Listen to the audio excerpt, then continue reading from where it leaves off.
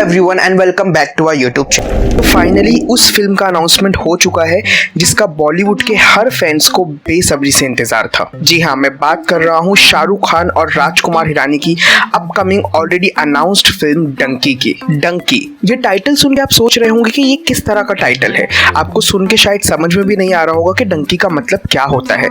तो मैं आपको इस फिल्म के टाइटल के बारे में पूरी जानकारी दूंगा और इस फिल्म का मेन प्लॉट क्या है, यानी इस फिल्म की स्टोरी क्या है, उसके भी बारे में मैं आपको बताऊंगा। लेकिन उससे पहले हम ये जान ले कि राजकुमार हिरानी और शाहरुख खान ने इस फिल्म से पहले भी कई बार कोलैबोरेट करने की कोशिश की, लेकिन किसी न किसी वजह से वो एक साथ कोलैबोरेट नहीं कर पाए। राजकुमार हिरानी ने अपने कई इंटरव्यूज में कहा है कि उन्होंने ऑलमोस्ट अपनी सारी फिल्में जो है वो शाहरुख खान को ही ऑफर की थी, चाहे वो पीके हो, 3 इडियट्स हो या फिर मुन्ना भाई हो। इवन अगर कुछ मीडिया रिपोर्ट्स की माने तो शाहरुख खान ने मुन्ना भाई MBBS के लिए खुद राजकुमार हिरानी को सजेस्ट किया था कि उन्हें इस फिल्म के लिए संजू बाबा यानी संजय दत्त को ही कास्ट करना चाहिए। So due to various reasons Rajkumar Hirani और शाहरुख खान का कोलैबोरेशन नहीं हो पाया, लेकिन अब finally they both are coming back with this beautiful film called Dunki. तो अब मैं आपको फिल्म के टाइटल के बारे में समझाता हूँ। फिल्म का टाइटल सुनने में डोंकी जैसा लग रहा होगा और अगर आपने फिल्म का जो अनाउंसमेंट वीडियो है वो देखा होगा तो उसमें भी जो है वो एक्सप्लेन कर रहे हैं कि जब शाहरुख खान उनसे पूछते हैं राजकुमार हिरानी से कि ये डोंकी है तो वो कहते हैं नहीं, डोंकी नहीं है, ये डंकी है।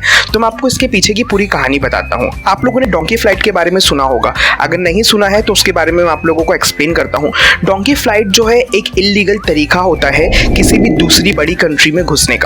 जैसे कि मान लीजिए कि इंडिया में रहने वाला चाहता है कि मैं बाहर जाके सेटल हो जाऊं, कनाडा, लंदन, अमेरिका, ऐसी बड़ी कंट्री में जाके जो है मैं काम करूं, क्योंकि इंडिया में अभी अनएम्प्लॉयमेंट बहुत ज़्यादा बढ़ गया है। तो वो चाहता है कि मैं बाहर जाके सेटल हो जाऊं, बाहर जाके काम करूं, और अगर उसके डॉक्यूमेंट्स क्लियर नहीं हैं या फिर जो है उसे वीज़ा मिलने में यानी वहाँ जाने में, वहाँ पहुँचने में कुछ तकलीफ़ें आ रही है, वो नहीं जा पा रहा है, रिजेक्ट हो जा रहा है बार बार, तो इस डोंकी फ्लाइट का सहारा लिए जाता है।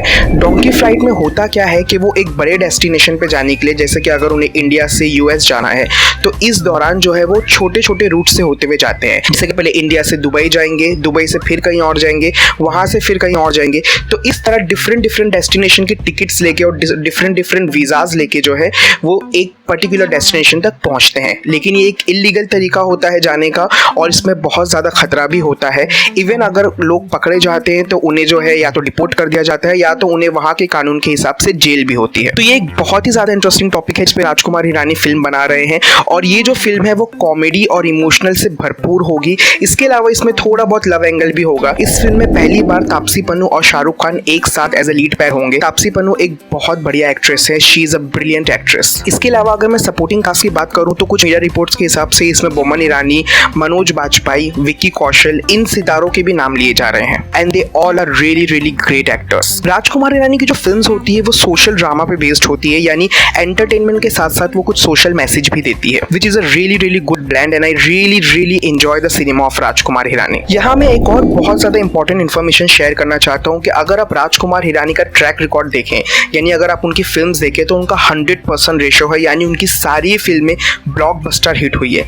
इसके पीछे का राज मैं आप लोगों को बताता हूँ। मैं जो है फिल्म से रिलेटेड, डायरेक्टर से रिलेटेड बहुत सारी बुक्स पढ़ते रहता हूँ, उनके बारे में पढ़ते रहता हूँ। तो मैंने बहुत पहले एक बुक में राजकुमार हिरानी की फिल्म मेकिंग के स्टाइल के बारे में पढ़ा था, जो कि मुझे बहुत ही यूनिक और बहुत ही ज़्यादा डिफरेंट लगी थी दूसरे फिल्म मेकर से। ज़ाहिरी तौर से क्या होता है कि जैसे कि फिल्म जो है वो स्टार्ट टू एंड शूट होती है, यानी पहले पूरी शूटिंग का काम कर लिया जाता है, उसके बाद में फिल्म एडिटिंग के लिए जाती है और पोस्ट प्रोडक्शन होता है, यानी कि फिल्म में कौन से सीन रखने हैं, कौन से नहीं रखने हैं, उसे निकाल के पूरी फिल्म को तैयार किया जाता है और उसके बाद में जो है फिल्म की ट्रायल स्क्रीनिंग होती है और फिल्म को देखा जाता है। लेकिन राजकुमार हिरानी का शूटिंग स्टाइल और मेकिंग स्टाइल बहुत अलग है। अगर उन्होंने 3 दिन का स्केड्यूल रखा है और 3 दिन की शूटिंग की है तो 3 दिन में वो जितने भी सीन्स लेते हैं वो ऑन द स्पॉट यानी 4th डे उस फिल्म की जो 3 दिन की फुटेज है उसे एडिटिंग करेंगे और एडिटिंग करने के बाद अपनी टीम के साथ बैठ के उसे जो है स्क्रीन पे देखेंगे, यानी कि जो चीज़ पेपर पे लिखी हुई है, यानी कि स्क्रिप्ट में जिस तरह से लिखा हुआ है वही चीज़ स्क्रीन पे ट्रांसलेट हो रही है या नहीं हो रही है,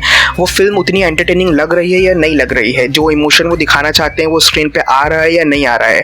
तो वो देखते हैं, अगर वो सेटिस्फाई होते हैं तो आगे की शूटिंग कंटिन्यू करते हैं, अदरवाइज उसी सीन को वापस से रीशूट किया जाता है ताकि वो 100% अपना दे पाए। तो ये एक बहुत अच्छी फिल्म है। इससे एक चीज़ ये एक्श्योर हो जाती है कि आप जो फिल्म बनाना चाह रहे हैं वही बन रही है, और शायद इसीलिए उनका 100% ट्रैक रिकॉर्ड भी है और उनकी सारी ही फिल्में ब्लॉकबस्टर हिट हुई है। सो आई एम 100% श्योर कि Dunki will be again another big blockbuster film from Bollywood. तो जैसे ही ये फिल्म डंकी अनाउंस हुई है, लोग कयास लगा रहे हैं और लोग कह रहे हैं कि Bollywood will be back with the bang with Dunki.